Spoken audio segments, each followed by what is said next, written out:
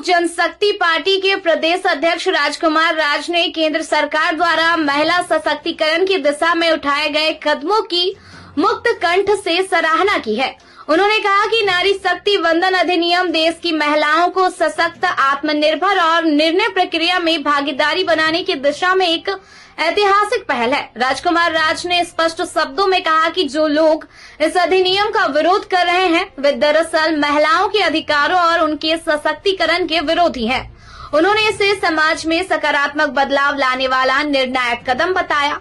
इसके साथ ही उन्होंने झारखंड की वर्तमान सरकार पर तीखा हमला बोला। राजकुमार राज ने कहा कि प्रदेश की सरकार हर मोर्चे पर पूरी तरह विफल साबित हुई है और एक कमजोर नेतृत्व के कारण राज्य की स्थिति लगातार बिगड़ती जा रही है।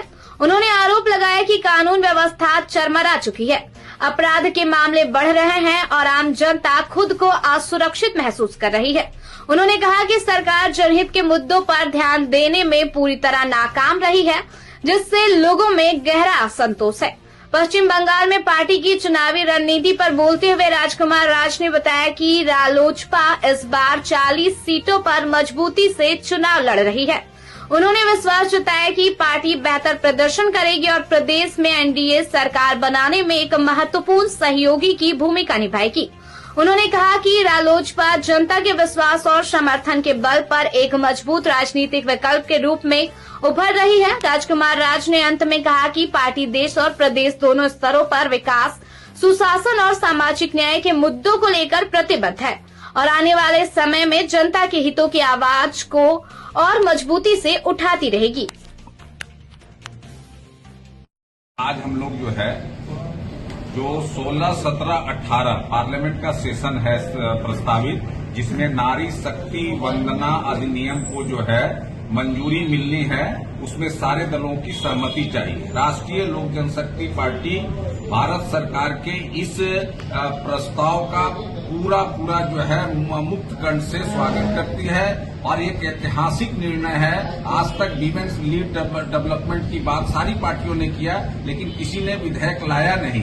पहली बार नरेंद्र मोदी की सरकार ने विधेयक लाया है। हम तमाम दल के नेताओं से जो महिलाओं की हित की बात करते हैं, सब सांसदों से आग्रह करते हैं इस प्रेस कॉन्फ्रेंस के माध्यम से कि इसके पक्ष में 16, 17, 18 को जो बहस के बाद वोटिंग हो, इसके पक्ष में मतदान करें और देश के इतिहास में जो महिलाओं को शक्ति मिलना है 33% आरक्षण, जो लोकसभा और लोकसभा विधानसभाओं में उसको पूरी ताकत देने का काम करें। यह बिल मील का पत्थर साबित होगी महिलाओं को विकास के लिए और सही मायने में लगेगा कि महिलाओं के लिए इस देश में कुछ हो रहा है। आज तक सारे लोगों ने बात किया और अभी तक कार्यान्वित किया, इसलिए राष्ट्रीय लोक जनशक्ति पार्टी इसके पक्ष में है और पूरी ताकत से इसका समर्थन करती है।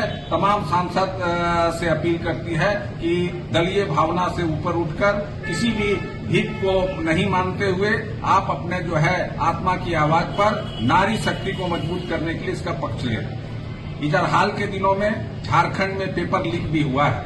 हम लोगों को वहां बहुत ही गलानी होती है कि हम लोग झारखंड जैसे राज्य में रहते हैं और बार बार पेपर लीक की घटना होती है।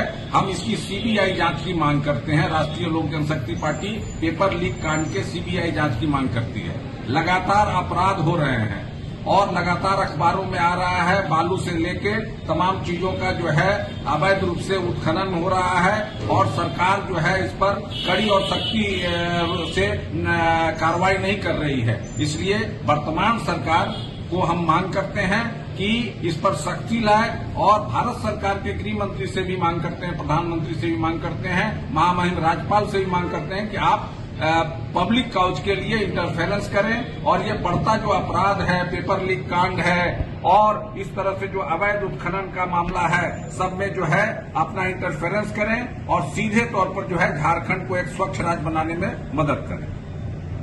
विनीत कुमार जी